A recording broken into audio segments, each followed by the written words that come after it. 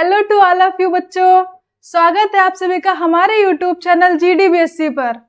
आज हम लोग एक न्यू टॉपिक की बात करने जा रहे हैं जिसका नाम है डीएनए। क्या नाम है? डीएनए, जिसकी फुल फॉर्म होती है डीऑक्सीराइबो न्यूक्लिक एसिड। चिल्ला चिल्ला के बोलते हो तुम लोग, डीऑक्सीराइबो न्यूक्लिक एसिड। खूब पूछा जाता है डीएनए की फुल फॉर्म, आरएनए की फुल फॉर्म। डीएनए क्या होता है? डीएनए एक जेनेटिक मटेरियल होता है जिसको हम लोग जेनेटिक मटेरियल के रूप में जानते हैं। सभी लिविंग ऑर्गेनिज्म में, चाहे वो एनिमल हो या प्लांट हो, उसमें डीएनए एक न्यूक्लिक एसिड के फॉर्म में, जेनेटिक मटेरियल के फॉर्म में होता है। जेनेटिक मटेरियल क्या होता है? क्या होता है जेनेटिक मटेरियल? पेरेंट्स के कैरेक्टर्स को उनके बच्चों में लेकर जाना ही जेनेटिक कैरेक्टर कहलाता है।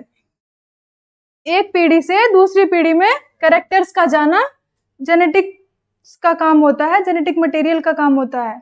डीएनए क्या करता है? जेनेटिक मटेरियल होता है जो आपकी कैरेक्टर्स को, जो भी आपके पेरेंट्स हैं उनके अंदर जो भी कैरेक्टर है, उनसे आप आए हो तो उनके कैरेक्टर आपके अंदर हैं। कैसे हैं वो? डीएनए की वजह से ही हैं। आपकी मम्मी बहुत गोरी है और आप भी बहुत गोरे हो। क्यों हो? क्योंकि मम्मी का कैरेक्टर आपके अंदर आया है।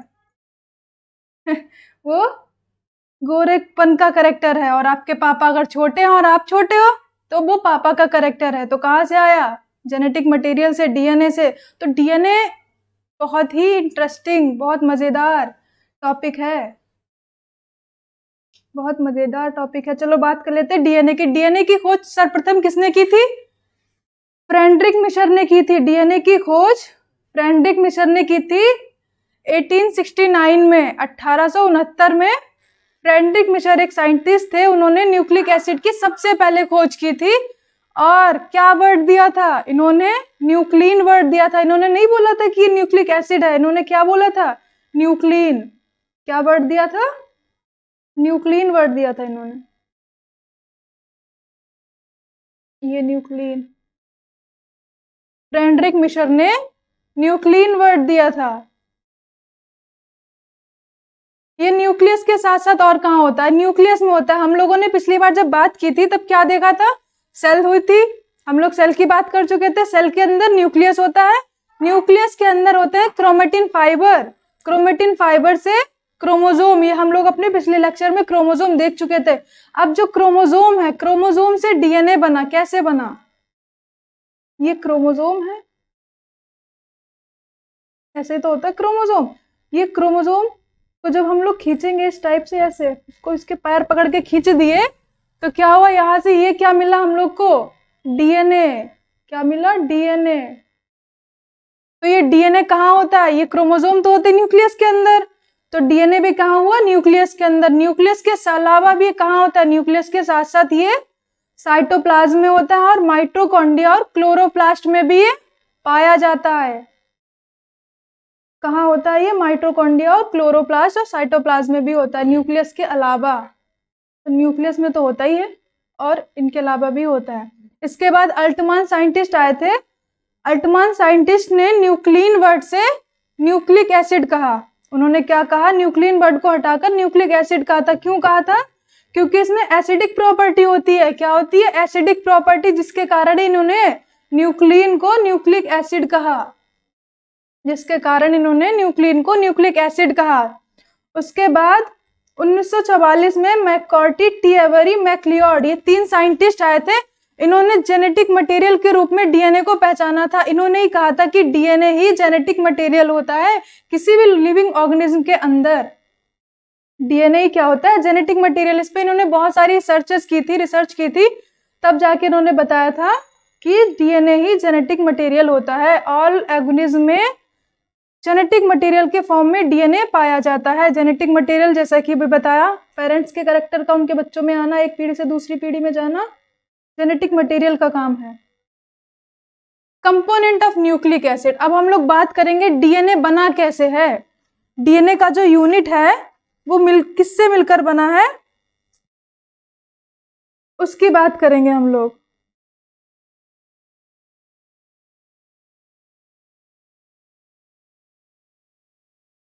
डीएनए के कंपोनेंट की बात करेंगे। डीएनए की यूनिट क्या है? डीएनए किससे मिलकर बना है? तो डीएनए क्या है? ए polymer of nucleotides, DNA is a polymer of nucleotide. Nucleotide के बहुलक से क्या बना, डीएनए बना। बहुत सारे जब न्यूक्लियोटाइड्स मिलेंगे तो एक पॉलीन्यूक्लियोटाइड चेन बनेगी जिससे ही डीएनए का फॉर्मेशन होगा, डीएनए बनेगा। डीएनए में कौन कौन से कंपोनेंट होते हैं, ये डीएनए है। Nucleic acid, nucleic acid mainly दो टाइप के होते हैं, कौन कौन से? न्यूक्लिक एसिड दो टाइप के होते हैं, एक तो डीएनए होता है, दूसरा आरएनए होता है। तो हम लोग न्यूक्लिक एसिड की बात कर रहे हैं, डीएनए की बात कर रहे हैं। कौन से न्यूक्लिक एसिड की बात कर रहे हैं? डीएनए की। डीएनए के कंपोनेंट्स को देखेंगे और न्यूक्लियोटाइड को देखेंगे कि न्यूक्लियोटाइड क्या है, कैसे बना है। तो डीएनए का यूनिट क्या है? न्यूक्लियोटाइड। और न्यूक्लियोटाइड किससे मिलकर बना है? वो तीन चीजों से मिलकर बना है। पहला है नाइट्रोजनस बेस, क्या है? नाइट्रोजनस बेस या नाइट्रोजनस क्षार। दूसरा है फास्फोरिक एसिड, दूसरा है फास्फोरिक एसिड। और तीसरा है पेंटोज शुगर, तीसरा है पेंटोज शुगर। इन तीन चीजों से मिलकर क्या बना है? न्यूक्लियोटाइड। न्यूक्लियोटाइड क्या है? डीएनए की यूनिट। याद रखना। अब नाइट्रोजनस बेस क्या होते हैं? नाइट्रोजनस बेस क्या होते हैं? Nitrogenous base carbon, hydrogen, nitrogen से मिलकर बने हुए होते हैं, जो कि दो टाइप के होते हैं। कौन कौन से? पहला प्यूरिन, दूसरा पायरिमिडीन। पहला प्यूरिन, दूसरा पायरिमिडीन। और प्यूरिन दो टाइप का होता है, अगेन प्यूरिन अगेन दो टाइप का होता है। कौन कौन सा? एडेनिन और ग्वानिन, एडेनिन और ग्वानिन। और पायरिमिडीन तीन टाइप का होता है, साइटोसिन, यूरेसिल और थायमिन। साइटोसिन, यूरेसिल और थायमिन। यूरेसिल हमेशा आरएनए में ही होता है, यूरेसिल आरएनए में ही होता है। हम लोग डीएनए की बात कर रहे हैं तो इसको यहाँ पर नहीं देखेंगे, हम लोग डीएनए देख रहे हैं। तो ये चार होते हैं डीएनए के अंदर नाइट्रोजनस बेस। डीएनए के अंदर चार नाइट्रोजनस बेस होते हैं, एडेनिन, ग्वानिन, साइटोसिन और थायमिन। यूरेसिल हमेशा आरएनए में होता है। प्यूरिन का स्ट्रक्चर कैसा होता है? डबल रिंग स्ट्रक्चर होता है, इसमें दो रिंग पाई जाती है। यहाँ पर देख सकते हो, ये डबल रिंग स्ट्रक्चर है। कैसा है? Double ring structure. और पैरिमिडीन का सिंगल रिंग, उसमें सिंगल रिंग होती है। सिंगल रिंग स्ट्रक्चर किसका है? पैरिमिडीन का। जिसका नाम बड़ा है उसका स्ट्रक्चर छोटा है, और जिसका नाम छोटा है उसका स्ट्रक्चर बड़ा है। डबल रिंग है ना ये, ऐसे याद रख लेना। उसके बाद अगेन सेकेंड कंपोनेंट की बात कर लें। सेकेंड हम लोग का है फास्फोरिक एसिड। सेकेंड कंपोनेंट क्या है? फास्फोरिक एसिड, जिसका फार्मूला होता है H3PO4, जिसका फार्मूला होता है H3PO4। ये सेकेंड कंपोनेंट है। अब थर्ड कंपोनेंट की बात करेंगे जिसका नाम है पेंटोज शुगर, जिसका नाम है शुगर, जो कि डीएनए और आरएनए में पाई जाती है। कौन कौन सी शुगर होती है डीएनए और आरएनए में? डीएनए में एक शुगर होती है जिसका नाम होता है डीऑक्सीराइबोज शुगर। कौन सी शुगर होती है? डीऑक्सीराइबोज शुगर डीएनए में होती है। और आरएनए में कौन सी शुगर होती है? आरएनए में होती है राइबोज शुगर। ये आरएनए में और ये डीएनए में। तो ये तीन कंपोनेंट हैं न्यूक्लियोटाइड के, nitrogenous base, phosphoric acid, pentose sugar, मिलकर न्यूक्लियोटाइड बनाएंगे। न्यूक्लियोटाइड क्या है? डीएनए की यूनिट। ये कैसा स्ट्रक्चर होता है? पेंटोज शुगर 5 कार्बन वाला होता है। 5 कार्बन इसमें प्रेजेंट होते हैं पेंटोज शुगर में। पेंटोज शुगर 5 कार्बन युक्त स्ट्रक्चर होता है, ये वाला, ये स्ट्रक्चर है पेंटोज शुगर का। 1 2 3 4 और ये 5वां कार्बन यहाँ पे लटका हुआ। ये किसका स्ट्रक्चर है? पेंटोज शुगर का। और पेंटोज शुगर क्या होती है? एक मोनोसेकेराइड कार्बोहाइड्रेट होती है। पेंटोज शुगर एक कार्बोहाइड्रेट है, जो कि कैसा है? मोनोसेकेराइड। कार्बोहाइड्रेट तीन टाइप के होते हैं, मोनोसेकेराइड, ऑलिगोसेकेराइड और पॉलीसेकेराइड। जिसमें 3 से 7 कार्बन तक आते हैं, वो किसमें आता है? मोनोसेकेराइड में। और यहाँ कितने कार्बन है? 5 कार्बन है, तो ये किसमें आ गया? मोनोसेकेराइड में। तो ये क्या है? एक मोनोसेकेराइड कार्बोहाइड्रेट। अब हम लोग राइबोज शुगर का स्ट्रक्चर भी देख लेते, कैसा है पेंटोज शुगर। ये है राइबोज शुगर। ये क्या है? Ribose sugar. यहाँ पर कार्बन के पास क्या क्या है? हाइड्रोजन और OH ग्रुप। 5 कार्बन है यहाँ पर, पहला, दूसरा, तीसरा, चौथा और ये 5वां। ये 5 कार्बन है। किसका स्ट्रक्चर है? राइबोज शुगर का, जिसका फार्मूला होता है C5H10O5। इसका फार्मूला 5 कार्बन है इसमें, 10 हाइड्रोजन और 5 ऑक्सीजन। इसका नाम है राइबोज शुगर। अब डीऑक्सीराइबोज शुगर में क्या अंतर है? राइबोज शुगर और डीऑक्सीराइबोज में क्या अंतर है? वही तो डायग्राम है, सेम सेम। यहाँ पर क्या हो गया? डीऑक्सी, मतलब कि ऑक्सीजन की एक कमी हो गई। कार्बन नंबर 2 पर ऑक्सीजन ही नहीं है, कार्बन नंबर 2 पर ऑक्सीजन की कमी हो गई तो बन गया डीऑक्सीराइबोज शुगर, डीऑक्सीराइबोज शुगर। अब राइबोज शुगर और डीऑक्सीराइबोज शुगर को देख लिया, हमें बनाना है न्यूक्लियोटाइड। क्या बनाना है? न्यूक्लियोटाइड, जो 3 चीजों से मिलकर बनता है। कैसे? देखो, ये है पेंटोज शुगर। 3 चीजें कौन कौन सी हैं? पेंटोज शुगर, फास्फोरिक एसिड और नाइट्रोजनस बेस। ये है पेंटोज शुगर। बीच में बैठा मुस्कुरा रहा है, पेंटोज शुगर। इसके इधर साइड में क्या जुड़ा है? एक नाइट्रोजनस बेस। ये क्या है? Nitrogenous base. Nitrogenous base add हुआ है, और जब ये ऐड होगा तो यहाँ पर एक वाटर मॉलिक्यूल निकलेगा और ये ऐड हो जाएगा और एक बॉन्ड बनाएगा जिसका नाम है ग्लाइकोसिडिक बॉन्ड। क्या नाम है? Glycosidic bond. और फास्फोरिक एसिड से इधर साइड में फास्फोरिक एसिड जुड़ेगा, पेंटोज शुगर से फास्फोरिक एसिड जुड़ेगा और एक वाटर मॉलिक्यूल रिलीज होगा और एक बॉन्ड बनेगा जिसका नाम है क्या? जिसका नाम है फास्फो ईस्टर बॉन्ड। ये एक ईस्टर बॉन्ड से जुड़ता है, लेकिन यहाँ पर फास्फोरस प्रेजेंट है इसीलिए इसको फास्फो ईस्टर बॉन्ड बोल दिए। ये वाला बॉन्ड क्या है? Phospho ester bond. अब ये क्या बन गया? इसमें क्या है? एक तो फास्फोरिक एसिड है, बीच में पेंटोज शुगर है और नाइट्रोजनस बेस है। दोनों आपस में बॉन्ड्स के द्वारा जुड़ गए। क्या बन गया? एक ये बन गया एक ये बन गया एक नाइट्रोजनस, ये बन गया एक न्यूक्लियोटाइड। न्यूक्लियोटाइड तो बनाए हम लोग, जो कि 3 चीजों से मिलकर बना है, फास्फोरिक एसिड, पेंटोज शुगर और नाइट्रोजनस बेस। अब हमारा एक न्यूक्लियोटाइड बना, हमें क्या बनाना है? Polynucleotide chain. उसी से तो डीएनए बनेगा। अब एक न्यूक्लियोटाइड को तो समझ लिए, आगे देखेंगे पॉलीन्यूक्लियोटाइड। एक न्यूक्लियोटाइड दूसरे न्यूक्लियोटाइड से जुड़ेगा तो क्या बनेगा? पॉलीन्यूक्लियोटाइड। ऐसे बहुत सारे न्यूक्लियोटाइड जुड़ते जाएंगे, एक पॉलीन्यूक्लियोटाइड की चेन बन जाएगी और डीएनए का फॉर्मेशन होगा। अब ये है पॉलीन्यूक्लियोटाइड, ये है। अभी हम लोगों ने देखा फास्फोरिक एसिड जुड़ा है, नाइट्रोजनस बेस जुड़ा है, नाइट्रोजनस बेस ग्लाइकोसिडिक के द्वारा और ये ईस्टर बॉन्ड के द्वारा। ये तो एक न्यूक्लियोटाइड की बात हो गई। अच्छा, यहाँ पे एक न्यूक्लियोसाइड भी टर्म लिखा हुआ है। न्यूक्लियोटाइड और न्यूक्लियोसाइड क्या होते हैं? तो यहाँ पर 3 चीजें प्रेजेंट हैं। पहला फास्फोरिक एसिड, पेंटोज शुगर और नाइट्रोजनस बेस। 3 चीजें हैं जिनसे मिलकर न्यूक्लियोटाइड बना है। अगर हम यहाँ से फास्फोरिक एसिड हटा दें और सिर्फ पेंटोज शुगर और नाइट्रोजनस बेस को देखें तो क्या बन जाएगा? न्यूक्लियोसाइड। और जब तीनों को जोड़ लेते हैं तो क्या बन जाएगा? न्यूक्लियोटाइड। तो न्यूक्लियोसाइड और न्यूक्लियोटाइड में अंतर समझ गए आप लोग? अब हम लोग देखें पॉलीन्यूक्लियोटाइड चेन। पॉलीन्यूक्लियोटाइड चेन में एक ये पॉलीन्यूक्लियोटाइड है, एक ये पॉलीन्यूक्लियोटाइड है, एक ये न्यूक्लियोटाइड है और एक ये न्यूक्लियोटाइड है। दोनों आपस में जुड़ेंगे कैसे? यहाँ पर फास्फोरिक एसिड, नाइट्रोजनस बेस और ये पेंटोज शुगर। ये पेंटोज शुगर एक न्यूक्लियोटाइड है और ये दूसरा न्यूक्लियोटाइड है। पहले न्यूक्लियोटाइड के ये तीसरे कार्बन से और ये दूसरे न्यूक्लियोटाइड के 5वें कार्बन से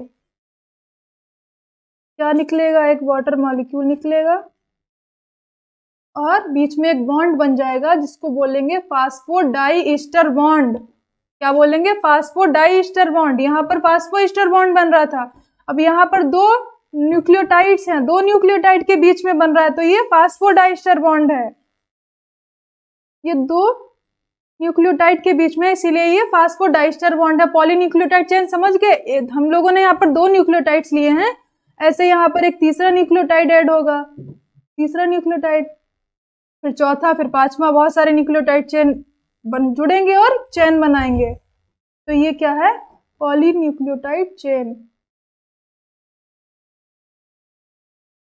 पॉलीन्यूक्लियोटाइड चेन, एक न्यूक्लियोटाइड दूसरा न्यूक्लियोटाइड आपस में जुड़ा किस बॉन्ड के द्वारा? फास्फोडाइईस्टर बॉन्ड के द्वारा। अब ये तो बात हो गई एक चेन की। अब चेन बन गई पॉलीन्यूक्लियोटाइड। अब क्या बन जाएगा? डीएनए का स्ट्रक्चर बन जाएगा। एक यूनिट समझ लो, पूरा स्ट्रक्चर बन जाएगा। अब देखेंगे डीएनए के स्ट्रक्चर को। डीएनए के संरचना को, डबल हेलिक्स मॉडल, डीएनए का डबल हेलिक्स मॉडल उसको देखेंगे। डीएनए के डबल हेलिक्स मॉडल को किसने दिया था? वाटसन और क्रिक ने। डीएनए के डबल हेलिक्स मॉडल को वाटसन और क्रिक ने 1953 में दिया था। इसके लिए इनको क्या मिला था? बहुत बड़ा गिफ्ट मिला था भाई। क्या मिला था? Nobel prize. इसको मिला था इनको Nobel prize. Double helix model दिए थे भाई डीएनए का, तो इनको नोबेल प्राइज मिला। आप लोगों को भी मिला है क्या नोबेल प्राइज डीएनए की खोज करो?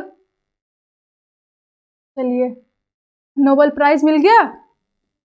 इन्होंने बताया कि आपने जो मॉडल दिया था डबल हेलिक्स मॉडल में, इन्होंने अपने मॉडल में कुछ चीजें बताई थी। क्या क्या बताई थी? इन्होंने बताया था कि ये 2 पॉलीन्यूक्लियोटाइड चेन का बना होता है। कैसे बना होता है? 2 पॉलीन्यूक्लियोटाइड चेन। एक पॉलीन्यूक्लियोटाइड चेन समझ गए। अब ये कैसे बना होता है? 2 पॉलीन्यूक्लियोटाइड चेन का बना होता है, जो आपस में एंटी पैरेलल अरेंज रहती है। कैसे? एक ऐसे ऊपर जाएगी, एक ऐसे नीचे जाएगी, अपोजिट डायरेक्शन में, एंटी पैरेलल। अर्थात एक चेन कैसी होगी? 5 प्राइम टू 3 प्राइम। इसको बोलते हैं 5 प्राइम और इसको बोलते हैं 3 प्राइम। 5 प्राइम टू 3 प्राइम जाएगी एक चेन, और दूसरी इसकी अपोजिट जाएगी। कैसे? 3 प्राइम टू 5 प्राइम। ये जाएगी chain anti parallel, nucleotide chain जाएगी एंटी पैरेलल। एक पॉइंट बताया इन्होंने, और दूसरा क्या पॉइंट बताया? और इन्होंने बताया कि ये दोनों स्ट्रैंड जो होते हैं वो दोनों हाइड्रोजन बॉन्ड के द्वारा अरेंज रहते हैं, जुड़े रहते हैं। दोनों कैसे रहते हैं? हाइड्रोजन बॉन्ड के द्वारा। अब इनमें हाइड्रोजन बॉन्ड ही क्यों होता है? और कोई बॉन्ड क्यों नहीं होता? क्यों दिया होता है इनमें हाइड्रोजन बॉन्ड? दोनों स्ट्रैंड में बीच में हाइड्रोजन बॉन्ड इसलिए दिया होता है क्योंकि हाइड्रोजन बॉन्ड कैसा होता है? वीक होता है, वीक बॉन्ड होता है, जो इजीली टूट जाता है। अब जब तक स्ट्रैंड आपस में टूटेंगे नहीं, तब तक एक नया डीएनए बनाएंगे जो कि उनके बच्चों में जाएगा भाई। तो इसका टूटना बहुत जरूरी है। अगर आपस में जुड़े रहेगा, नया डीएनए ही नहीं बनेगा, तो कैरेक्टर्स कैसे जाएंगे? तो इसीलिए बीच में क्या दिया होता है? Hydrogen bond. दोनों स्ट्रैंड के बीच में, बेसिस के बीच में हाइड्रोजन बॉन्ड होता है। एडेनिन, और हम लोगों ने बताया कि नाइट्रोजन, उसमें डीएनए में 4 नाइट्रोजनस बेस होते हैं। कौन कौन से? एडेनिन, ग्वानिन, साइटोसिन और थायमिन। एडेनिन 2 हाइड्रोजन बॉन्ड के साथ थायमिन से जुड़ता है। एडेनिन 2 हाइड्रोजन बॉन्ड के साथ थायमिन से जुड़ेगा। और सिमिलरली क्या होगा? गाइनोसिन क्या करेगा? साइटोसिन के साथ। ग्वानिन करेगा साइटोसिन के साथ 3 हाइड्रोजन बॉन्ड। 3 हाइड्रोजन बॉन्ड के द्वारा ग्वानिन जुड़ेगा साइटोसिन के साथ। डीएनए के एक टर्न में 10 न्यूक्लियोटाइड्स होते हैं। 10 बेस पेयर होंगे। एक उसका जो टर्न होता है, एक उसका जो घुमाव होता है, ऐसे वो घूमता है 360 पर, तो उसका जो एक टर्न आएगा, जो उसका एक घुमाव होगा, उसमें 10 बेस पेयर होंगे, 10 न्यूक्लियोटाइड होंगे। डीएनए के बोथ चेन के बीच में, जो डीएनए का चेन होता है, उनके बीच में 20 एंगस्ट्रॉम का व्यास होता है। उनका बीच का कितना दूरी होता है? 20 एंगस्ट्रॉम। और एक टर्न का जो डायमीटर होता है, एक टर्न का डायमीटर कितना होगा? 34 एंगस्ट्रॉम। 34 एंगस्ट्रॉम एक टर्न का डायमीटर होगा। और डीएनए के एक टर्न में पाए जाने वाले 2 न्यूक्लियोटाइड के बीच में कितना डायमीटर होगा? 3.4 एंगस्ट्रॉम। अभी जब डायग्राम देखेंगे तब देखेंगे कहाँ पे। उसके बाद है वो चेन एक कॉमन एक्सिस के चारों ओर कॉइल्ड रहती हैं। क्या करती हैं? कॉमन एक्सिस होता है, उसके चारों ओर कॉइल्ड रहती हैं। और ये जो हम लोग का डीएनए हम लोग पढ़ते हैं, वो कैसा होता है? Right handed. कैसा है? राइट हैंडेड हेलिक्स फॉलो करता है ये डीएनए। पॉलीन्यूक्लियोटाइड चेन में पोलैरिटी पाई जाती है। एक चेन की पेंटोज शुगर पर क्या होता है? पेंटोज शुगर पर 5 प्राइम एंड पर क्या होगा? हाइड्रोक्सिल ग्रुप प्रेजेंट रहेगा। 5 प्राइम एंड पर हाइड्रोक्सी ग्रुप होगा, 3 प्राइम एंड पर हाइड्रोक्सिल ग्रुप। अभी डायग्राम में देख रहे हैं। ये क्या है? डीएनए का डबल हेलिक्स मॉडल, जो किसने दिया था? वाटसन और क्रिक ने। यहाँ पर क्या क्या है? डीएनए के 2 स्ट्रैंड हैं। क्या है? डीएनए के 2 स्ट्रैंड। इनके बीच में है हाइड्रोजन बॉन्ड। है इनके बीच में, जो किससे अटैच है? Nitrogenous base. यहाँ पर थायमिन एडेनिन के साथ डबल बॉन्ड, और ग्वानिन साइटोसिन ग्वानिन के साथ ट्रिपल बॉन्ड के साथ ट्रिपल हाइड्रोजन बॉन्ड के साथ अटैच हैं। ये क्या है? बेस पेयर हैं। क्या है ये? Base pair. और ये nitrogenous base, guanine, cytosine, thymine और एडेनिन। ये देखिए डीएनए के 2 स्ट्रैंड हैं। पहला 5 प्राइम जाएगा जाएगा जाएगा, कहाँ पे खत्म हुआ? 3 प्राइम पे। और यहाँ से स्टार्ट हुआ, अपोजिट है ना, एंटी पैरेलल है। और दूसरा स्टार्ट होगा 3 प्राइम से और जाएगा 5 प्राइम एंड पर समाप्त होगा। तो ये 2 इनके एंड होते हैं, 2 स्ट्रैंड होते हैं। और बीच में क्या है? Hydrogen bonds. ये 2 स्ट्रैंड है एंटी पैरेलल, बीच में है हाइड्रोजन बॉन्ड।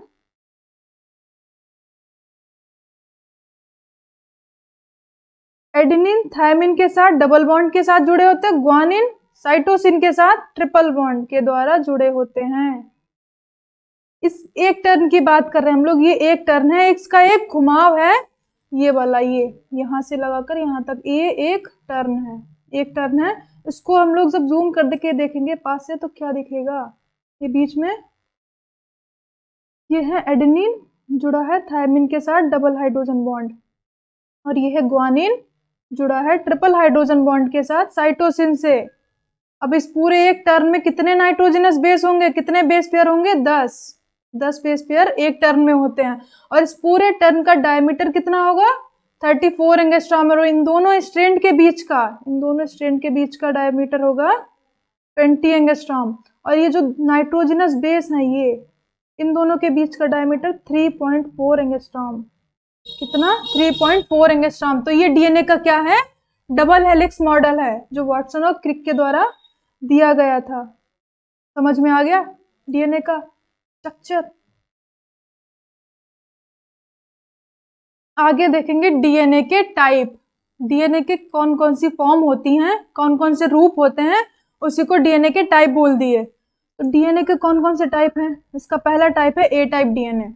ए टाइप डीएनए, इसमें क्या होता है? इसमें 11 बेस पेयर होते हैं। हम लोग के जो डीएनए है नॉर्मल, इसमें 10 बेस पेयर होते हैं, वो राइट हैंडेड होता है। इसमें क्या होगा? 11 बेस पेयर होंगे जो टाइटली अटैच रहते हैं, जो टाइटली अटैच रहेंगे। और इसमें 75% रिलेटिव ह्यूमिडिटी पाई जाती है। ए फॉर्म में 75% रिलेटिव ह्यूमिडिटी में पाई जाती है ये ए फॉर्म जो डीएनए होता है। और बी फॉर्म में 10 ही होते हैं भाई। जो हम लोग का डीएनए है वो कैसा है? B DNA. बी डीएनए में 10 बेस पेयर होंगे और एक्सिस के चारों टाइटली जुड़े रहेंगे। इसमें 92% रिलेटिव ह्यूमिडिटी पाई जाती है। इसके बाद तीसरा है सी डीएनए। इसमें क्या कितने बेस पेयर होंगे? 9.33 बोलेंगे, 9.33 बेस पेयर एक्सिस के चारों ओर निगेटिवली हेलिक्स में ऐड रहता है। निगेटिवली अपोजिट डायरेक्शन में क्या करेंगे? हेलिक्स जो है वो ऐड रहेगा। और सी फॉर्म कैसा होता है? 9%, बहुत कम ही पाया जाता है ये। उसके बाद है डी डीएनए।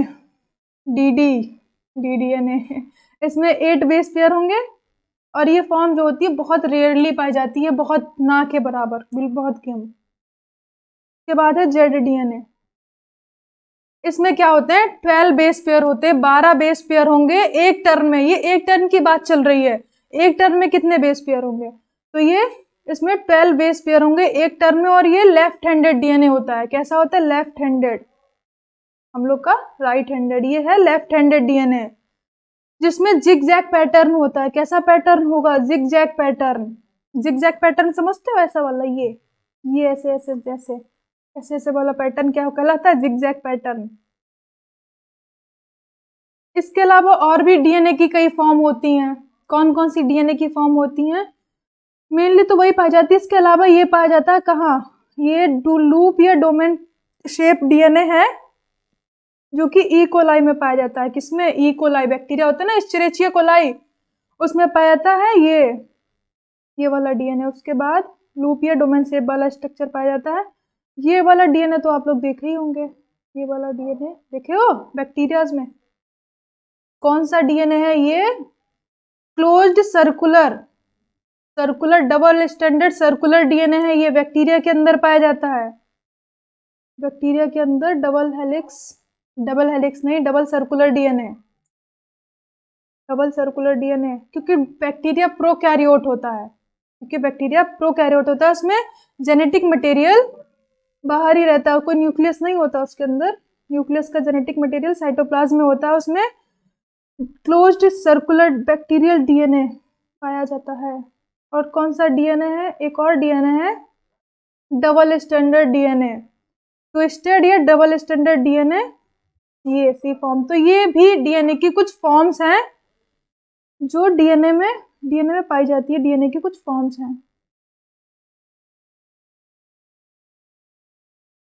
अब डीएनए के फंक्शन क्या क्या होते हैं भैया? डीएनए के क्या क्या फंक्शन होते हैं?